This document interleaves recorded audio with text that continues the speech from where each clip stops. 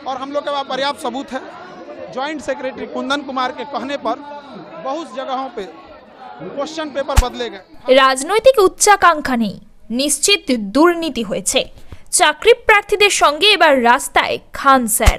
৭০তম Bihar public service কমিশনের preliminary পরীক্ষা পুনরায় নেওয়া হোক, এই দাবিতে প্রতিবাদ মিছিল করলেন বহু সংখ্যক বিপিএসসি চাকরি প্রার্থী। পরীক্ষা প্রক্রিয়ায় অনিয়মের অভিযোগ তুলে তারা সরব হন। সরকারের কাছে ব্যবস্থা গ্রহণের দাবি জানান তারা।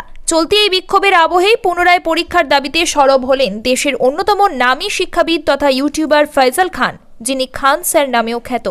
একটা দুর্নীতি হয়েছে বলে অভিযোগ তোলেন তিনি। খান স্যারের কথায় নির্দিষ্টভাবেই একটা দুর্নীতি হয়েছে।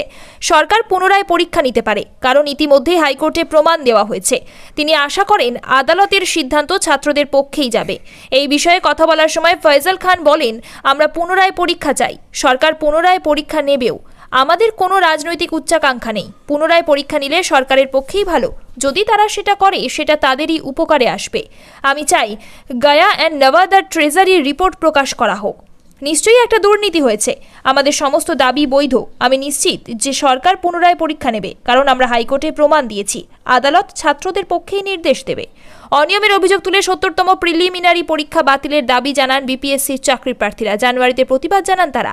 ৭০তম কম্বাইন্ড কম্পিটিটিভ এক্সামিনেশন বাতিলের দাবি জানান তারা। অভিযোগ তোলেন পরীক্ষায় অব্যবস্থা এবং অনিয়ম হয়েছে। এদিকে নেহেরু পথ, বীরচাঁদ প্যাটেল পথ এবং আয়কর অফিস চত্বরে আইন শৃঙ্খলা এবং শান্তি শৃঙ্খলা ভঙ্গের অভিযোগ তুলে এফআইআর রুজু করা হয়েছে বলে জানায় পাটনা জেলা প্রশাসন। ৩৫০ প্রতিবাদকারীর বিরুদ্ধে এই পদক্ষেপ গ্রহণ করা হয়। এই আবহে কেন্দ্রীয় মন্ত্রী চিরাগ পাসওয়ান আবার আন্দোলনকারীর ছাত্রছাত্রীদের পাশে দাঁড়িয়েছেন। তিনি বিপিএসসির কাছে চাকরি প্রার্থীদের দাবি খতিয়ে দেখার দাবি জানিয়েছেন।